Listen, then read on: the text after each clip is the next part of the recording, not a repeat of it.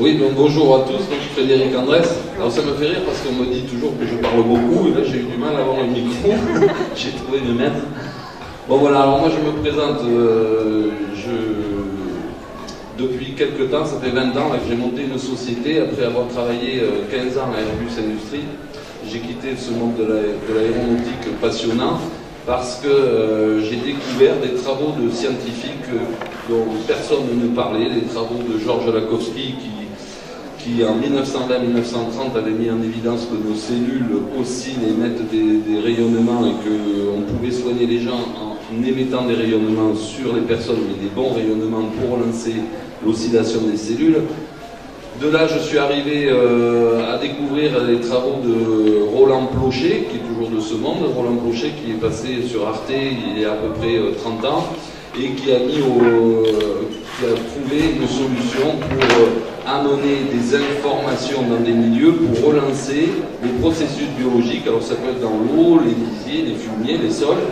J'ai trouvé ça passionnant. Et je suis parti d'Airbus pour parler des produits Plauché, dire que pour moi c'était l'avenir. Et à l'époque, il y a plus de 20 ans, quand on parlait de bio, on était des marginaux. Et puis amener des solutions avec des produits informés, c'était très novateur.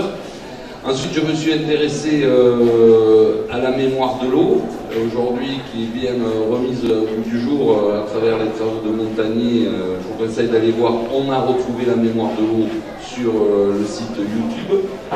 Et donc, en étant parti avec mes produits Plauché, j'ai côtoyé les agriculteurs puisque je voulais amener des solutions naturelles pour qu'ils puissent nous donner des bons produits à consommer, qu'ils puissent arrêter de polluer parce que je trouvais déjà il y a 20 ans que ça commençait à être un problème. Alors c'est un problème pour nous, mais c'est un problème aussi pour les agriculteurs parce qu'ils se polluent en utilisant les produits qu'ils emploient, et ça on n'en parle pas assez. Et je me suis intéressé aux travaux aussi de Louis-Claude Vincent, qui Louis-Claude Vincent a expliqué qu'en fait tous les microbes pathogènes, les microbes non pathogènes, alors les virus, les bactéries pathogènes, tout ça, ça se développe dans des milieux bien précis que l'on peut analyser avec 3 paramètres qui sont le pH, la résistivité et l'oxydoréduction. Or, cette bioélectronique n'est absolument pas utilisée par les milieux officiels et c'est fort regrettable parce qu'on éviterait beaucoup de dégâts que l'on a aujourd'hui. C'est-à-dire que Louis-Claude Vincent a défini, tout à l'heure au début du débat, vous parliez de potabilité de l'eau. Qu'est-ce qu'on entend par eau potable? Alors, d'un côté, on a les eaux potables qui sont les critères qui sont définis par les organismes officiels dont vous avez parlé tout à l'heure. Ce qui est dommage dans ces services officiels, c'est qu'ils prennent on nous dit qu'il ne faut pas de pesticides, il ne faut pas de métaux lourds, de bactéries pathogènes. Donc on fait en sorte déjà pour les bactéries pathogènes de mettre du chlore dans l'eau pour oxyder l'eau et l'alcaliniser.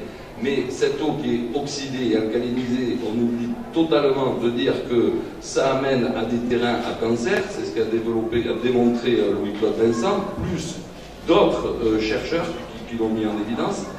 Mais c'est la solution aujourd'hui que l'on a pour garantir de transporter l'eau sans bactéries pathogènes. Le tout, c'est qu'à l'arrivée, il faudrait sortir ce chlore. Ça serait idéal. Il y a eu des travaux qui ont été faits avec le chlore. Et moi, personnellement, comme je m'occupe d'agriculteurs, dans tous les élevages où j'ai fait supprimer le chlore, l'état sanitaire au niveau, et je peux vous avoir des attestations de X agriculteurs qui ça démontre, dès qu'on sort le chlore dans l'eau, on n'a plus de problème sanitaire, ou quasiment plus. Au niveau des cellules leucocytaires dans le lait, on gagne en engraissement au niveau des porcs, etc. Et ça, j'ai quantité d'utilisateurs de mes systèmes qui suppriment entre autres le chlore. Alors, pour revenir aux normes, le problème qu'il y a, on ne parle pas de l'effet cocktail. Qu'est-ce que c'est l'effet cocktail?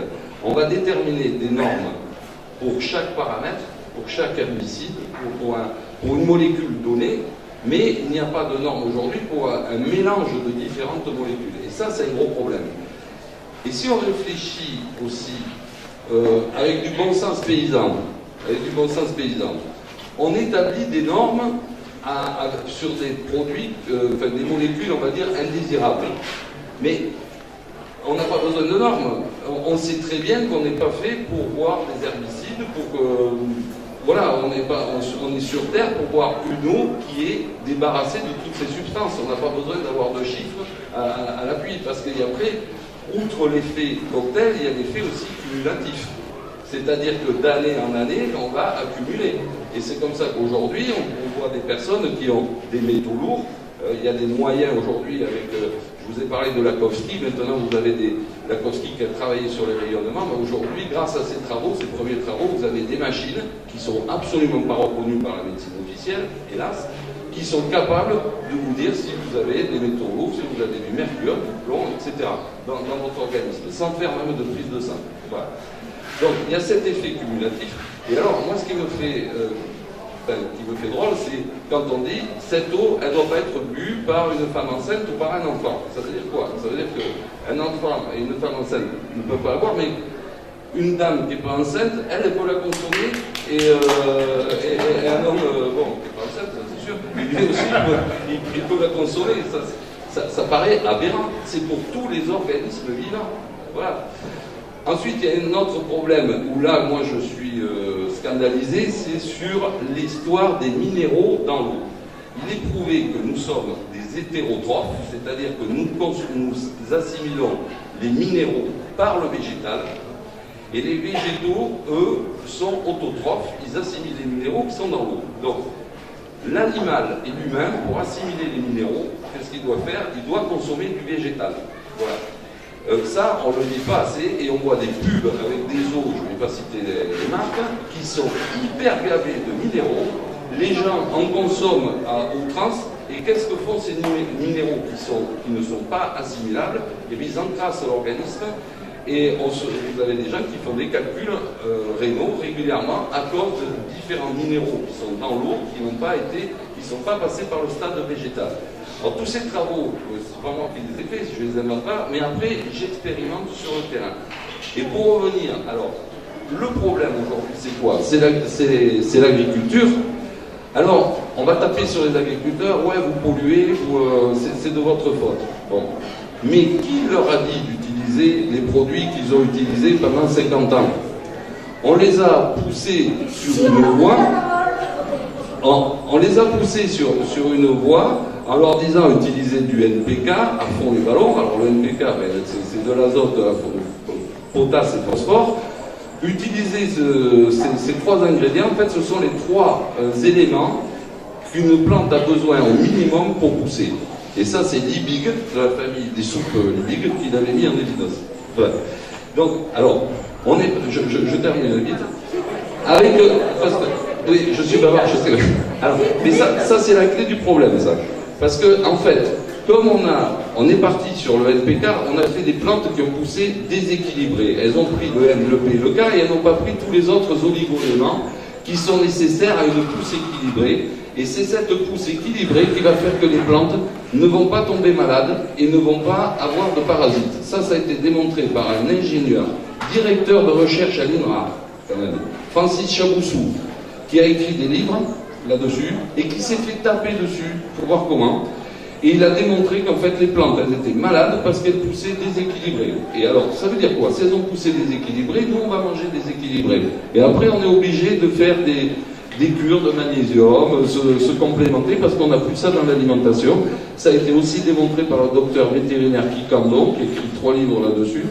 Mais oui, madame, vous vous souvenez, mais la raison, elle est là. C'est qu'on est parti sur une agriculture comme ça. Donc maintenant, il faut revenir en arrière. Le problème, c'est qu'il faut former les agriculteurs pour leur réapprendre comment fonctionne un sol et une plante. C'est malheureux, mais c'est ça.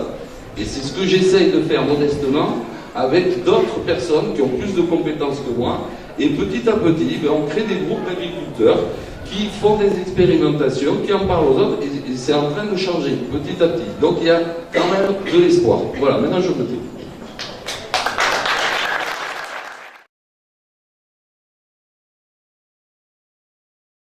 Vous allez dire, je suis jugé parti, je vends des systèmes pour filtrer l'eau à la maison. Bon, mais si je le fais, c'est pas pour rien. Pour moi, c'est parce que, à mon avis, c'est la meilleure solution aujourd'hui. Donc, mais par contre, il faut prendre du bon matériel. Il ne faut pas prendre n'importe quoi. Et ce que je propose, moi je l'ai trouvé en me documentant, en ayant des garanties au niveau de la qualité de la filtration.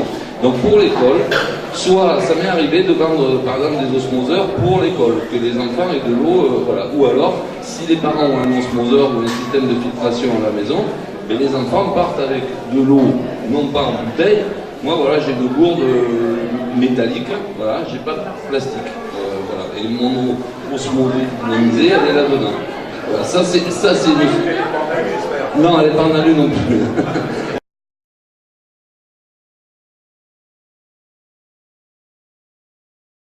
Une chose quand même, il y a quand même de l'espoir.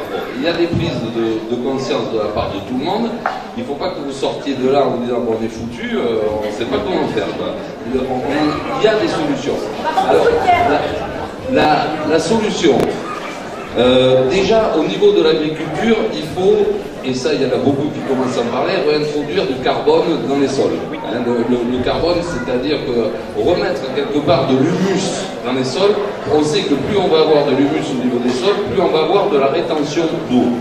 Il faut remettre aussi des variétés culturelles qui ne soient pas exigeantes en consommation en eau.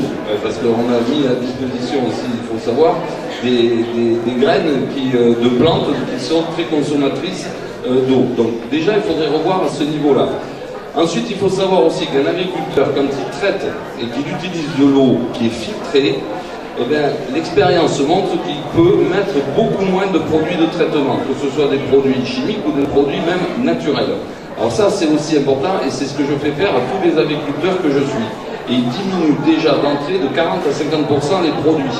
C'est énorme, déjà. Bon. Alors, remettre du carbone dans les sols, utiliser de l'eau filtrée avec ce qu'ils veulent, moi, avec mon matériel ou celui de n'importe qui, je m'en fous. Et ensuite, pour nous, consommateurs à la maison, moi, ce que je vois, la seule solution pour l'instant, c'est d'avoir de quoi filtrer l'eau à la maison. Et en plus, comme ça, on a la garantie, quand il y a parfois des travaux sur le réseau, vous avez, moi je le vois avec les filtres à la maison, et bien quand c'est rouvert, quand on remet en route, vous avez les filtres qui se colmatent d'un coup. S'il n'y avait pas ces filtres, ça veut dire quoi? Qu'on consommerait ces aliments. Ces éléments dans l'eau. Et pour terminer, les gens consomment de plus en plus bio et ils vont laver leurs légumes avec de l'eau du robinet qui parfois contient énormément de chlore, comme j'ai pu le voir plusieurs fois, des perturbateurs endocriniens. J'ai eu l'occasion récemment d'aller à Paris, de discuter avec un cancérologue, parce que ma soeur a été victime d'un cancer, a failli passer, et c'était... Bon, on a cru qu'elle a été sauvée, heureusement. Et j'ai discuté avec le cancérologue, l'oncologue, et je lui ai dit, mais des cancers comme ma soeur, parce que c'était énorme, une tumeur de 4 kilos dans le ventre, enfin un truc... je lui ai dit, combien vous en avez par an? Elle me dit par an, elle me dit deux par semaine. Plus maintenant, on commence à avoir des enfants qui ont des cancers, on en voit de plus en plus. Et je lui ai dit, mais ça vient d'où? Elle commence à me parler d'agriculture. Je lui ai dit, oui, mais l'agriculture... Mais il y a aussi l'eau qu'on consomme, et je lui explique ce que j'en savais, elle me dit oui c'est vrai, c'est un cumul, et elle m'a parlé de perturbateurs endocriniens. Donc, perturbateurs endocriniens qui agissent au niveau des enfants, des adultes, il n'y a pas que les femmes enceintes, il n'y a pas que les enfants, ça j'insiste là-dessus, ça touche tout le monde.